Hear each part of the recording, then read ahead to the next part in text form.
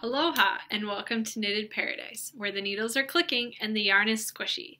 My name is Lucia, and you can find me on Ravelry and Instagram as Pearl of the Pacific. Today is February 15th, and it's Sunday evening, and this is episode 62.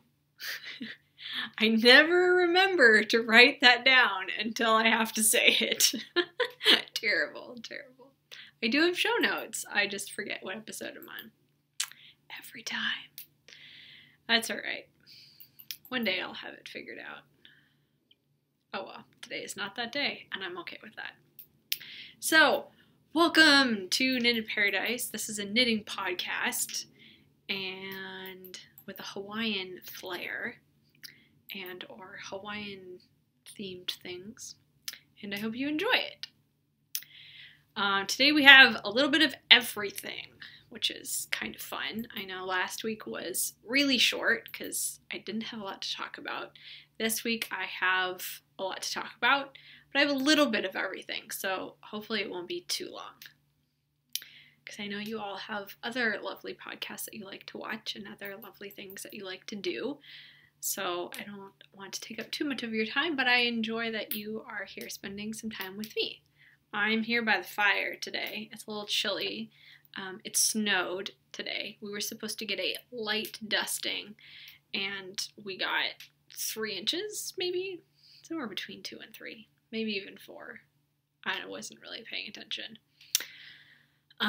We live in a condo building, so we don't have to shovel our walkways or anything. That would, when I lived in a house with a family, then when I first moved here, I helped shovel the driveway. So then I was very much aware of how much it had snowed. But now, not so much. So I am wearing my Whispering Pines shawl before I forget. And I thought it was appropriate because it's snowing. I'm wearing black because we had a choir thing this afternoon. And I didn't want to wear all black and like blend into the background. So I'm wearing my Whispering Pines. And the yarn is, I forget what the company, but I got it from the yarn swap we did in October. And it's like sparkly and blue and white, and it's perfect. And it looks really nice against the black, I realized after I put it on, so yay for that. Alright, so let's get started with Below the Conch Shell. We have our February Fix It knit-along going on, or fix-along, it's not really a knit-along. So there's a chatter and finished fixes thread in the Ravelry group, and so go on over there and check it out. I won't talk about that too much because I've already talked about it a lot. Alright, so on the island I have just a few things. I have Barley hat, which I'm doing out of Berroco Comfort. I actually managed to find the end that pulls out of the center pole, which I was very excited about. Because sometimes I can't always do that. And these balls, like, they're not so bad, but they get kind of funky sometimes when you're trying to pull the one from the outside. So, Berroco Comfort. And this is it. I started it this morning, and through all the choir stuff, this is how far I've gotten. I'm not exactly following the pattern, mainly because I don't have a printer, and I just I knew the general idea, and I have looked at the pattern, so, oh no, maybe I haven't, I won't lie, I didn't look at the pattern, but I knew that there's this nice garter section here, and then the rest is stockinette. So, that's what I'm basing it off of, and it's coming along quite well. I found out that I have these, like, 16-inch size 7 needles, 4.5 millimeters, I'm sorry. And I thought, oh, perfect for knitting all the hats that I'm doing for charity, because they're all worsted weight or like heavy DK, and so perfect. So I've knit a few hats with these needles now. I totally forgotten I had them. So that's what I've been working on today. And the other thing I worked on in the last few days is my sock design. It's coming along quite well. I have everything figured out mostly. I'm not going to show it to you, but I showed you the yarn last week. and it's Leadingman Fiber Arts Show Stealer, which is their MCN base. And it's the same colorway that I did my hat and mittens and cowl out of. And they're turning out quite well. I've been knitting on the like test pair, and they're a little too small for me, so I'm going to end up ripping them out and doing them over. But I have the stitch pattern all figured out. I love how it looks. I've got the toe all figured out, the heel mostly figured out. Like, I know it, but I have to figure out how to write it down so that other people understand. So that's what I'm working it out. Like, I just do it and I don't think about it, so I have to figure out how to write it down so other people can understand it. So yeah, if you want to test knit that pattern for me, it should be ready this week. I know I have one test knitter, but I'm looking for 2 more. There's 3 sizes. There's a small, a medium, and a large. So the small is 54 stitches, the medium's 64 stitches. No, the small is 58, medium 64, the large is 72. So the large is what I typically do for men's socks, and the medium is what I typically do for me, and then the small would be for either a child or someone with really small feet. Either way. Like my mother-in-law has really small feet, so that would probably be for her. So let me know if you would like to test knit that for me. It's really simple, and it shouldn't take you very long if you've knit a sock before. Yeah, basically that's how it is. They're not meant to be complicated. All my patterns are meant to be easy enough for beginners to knit them, but complicated enough so that more experienced knitters don't get bored. And what I found with my mittens and my hat and even my cowl, they knit up really quickly. And my test knitters said so as well, that they knit up very quickly, which is nice. I like things that knit up quickly. And also things that take a long time, but you know, you got to have a little bit of both, right? So that's what I've been working on this week. And the other thing that I started, I got some things in the mail. So maybe we'll skip over that and we'll go to From the Mainland. And we'll just skip around a little bit this week. So From the Mainland, I had ordered some self-striping sock yarn from New Zealand from Stray Cat Socks. Ta-da! And I thought, well, since I'm ordering from New Zealand, I might as well get quite a few. So I was looking through some self-striping thread or something on Ravelry, and I'd been looking for a colorway to knit my husband some Waldo socks because he has a Waldo costume. So I was looking around Christmas time for like candy cane yarn because it's red and white stripe, and I thought someone's gotta have candy cane yarn. So I found someone who knit a pair of candy cane socks, and I was like, perfect. So I found out they got this where she got the yarn, and I contacted the dyer of Stray Cat, and she said, yeah, I can dye you up some. I was like, yes. So I got some of that, and this is, so I got, of course, it's the last one I pick up. I got Where's Wally? And they come in these cute little boxes. It's like a little present. So, and here it is, Stray Cat socks. That's the other side. You can find her on Etsy. And so it's superwash merino and nylon. 437 yards.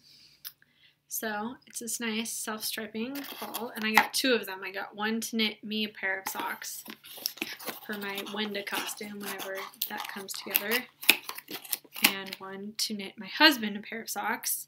And I also got the complimentary solid, the red, basically.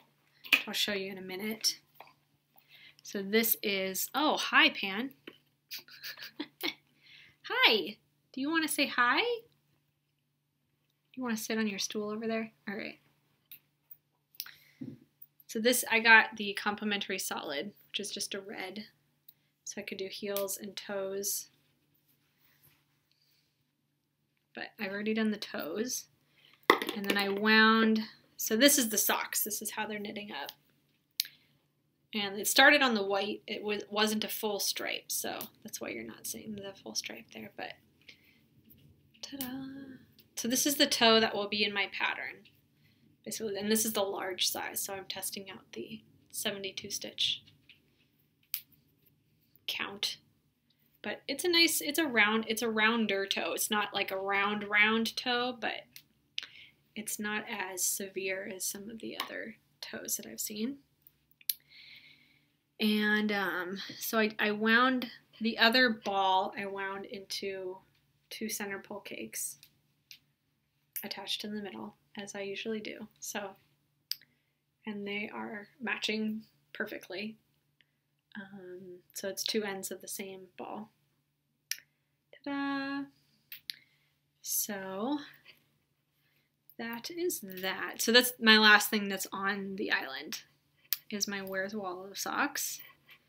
And the last thing I got from Stray Cat is I got her Aotearoa colorway.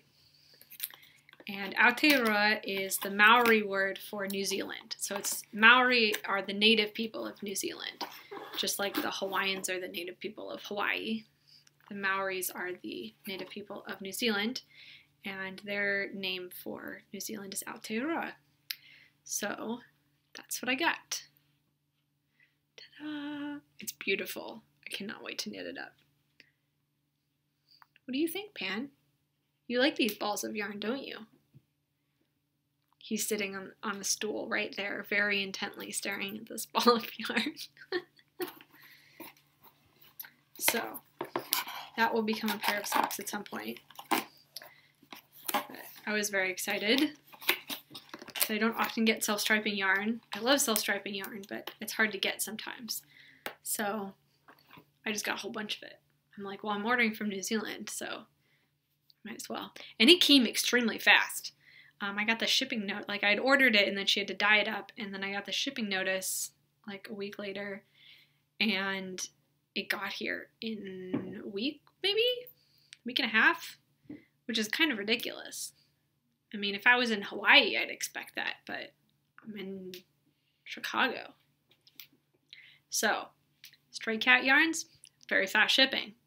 And I love the feel of her yarn. I'm knitting with it. I cannot wait. So, that's one thing I got from the Mainland. And the other thing I got goes with that is I got a Where's Waldo bag from Cozy Crafting, who is Abby, who has a Cozy Crafting podcast and also a shop on Etsy. And I believe she still has her coupon code going on that I mentioned last week, which is Cozy Winter, and it's for 15% off, which pretty much gives you free shipping, which is really awesome. So I got this, and inside are living my Where's Waldo socks. So I've got Where's Waldo bag, Where's Wally sock yarn, and it's kind of fun. So I'm really enjoying that. I like when my projects match my bags,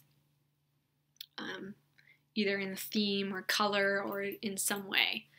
So, ta-da! So that's my From the Mainland. And let's see what else. Oh, we'll go back to Set Sail. So we're done with From the Mainland. Yeah. I'm looking at my show notes over here. I finished the business casual socks. Ta-da! Yeah! So, they came out quite nicely. These are out of Lorna's Laces Shepherd Sock in Sheridan. And I really like them. They're not for me, but I like them. I like how they turned out. They were kind of a pain to knit sometimes because of like the little 1x1 crossovers. They were fine on the foot, and then you get to the leg, and I was knitting them 2 at a time, as I always do. And so the parts in the middle where you had to cross like a stitch from the front to the back and back to the front was a little tricky. So I put one, like on knitting on the back side, I put the stitch that had to go to the front in a locking stitch marker on the inside. And then like when you get to the, let me show you on my Waldo sock. So you're knitting along like this. Like this is the inside basically. So I would knit, you know, this way, put that stitch, that last stitch on a stitch marker, this first stitch on a stitch marker, knit along, and then when I got to the other side, that stitch was loose and I could pull it to the front, you know, knit it in, pull that last stitch from that stitch on and put it on a stitch marker so that I could knit it on the back. So I figured out a way around it. So you can do those 2 at a time. I also did them toe up instead of top down like they're written, but so that's how I did that. If anyone was wondering. If you weren't, I'm sorry. But those are done, and those, one of my best friends ordered them for a friend of his, so they will be going off to that friend, and then I will be working on the next pair that he ordered. So lots of socks in my future. As always, you know I love socks. The other thing I finished was another hat. Ta-da! It's also out of Berroco Comfort, except for this is the DK. And I didn't really use a pattern. I was going to do the Barley hat, and I cast on, and I was trying to do the knit one purl and ribbing, but I was at choir and kind of distracted, and it was not happening. So I ripped it out like 3 times, and finally I was like, you know what, I'm just going to do a rolled brim. So that's what I did. I just knit. I don't even know how many I cast on. Apparently it worked out when I did the decreases, so, which I did every 10. I was like, knit 10 together. So maybe I had like 80 stitches. I didn't count that well. But somehow it worked out, and I just knit, and ta-da, here it is. So this is going in my pile for charity. And yeah, I washed it yesterday with the laundry, and it looks great. It's a little small, but I mean it stretches out, but it's okay. So it works. So let's see, that's it for Set Sail. The other thing I had on the list was the cowl design, but that was done mostly last week. So the pattern is mostly written up. I'm just waiting to take some pictures and put some last minute details in there. And yeah, most of my test knitters are done or near done. So they've let me know, you know, final yardage and measurements and such. So that's been really helpful. Because there's some options in the pattern that allow you to customize it based on how much yarn you have. Because I used a little over a skein on mine, but you can do it with 1 skein. You can make it longer or larger using 2 skeins. It's kind of up to you. So I did put some options in there for that, which I thought would be good. All right, flora and fauna. I wanted to touch on something that I know some other podcasters may have talked about, especially if they design and sell patterns, is the new law in the European Union for the VAT, which is a tax that is charged in the European Union on certain things. Or maybe it's all things. I'm not exactly sure how it works. But I think it's all things that you sell online. So all of the patterns that are sold to people who live in the European Union on Ravelry are affected. So if you live in the European Union, you may have noticed this when trying to check out.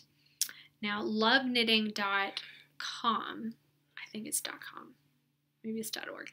Anyway, they made a deal with Ravelry that designers can connect their patterns through Love Knitting for EU customers.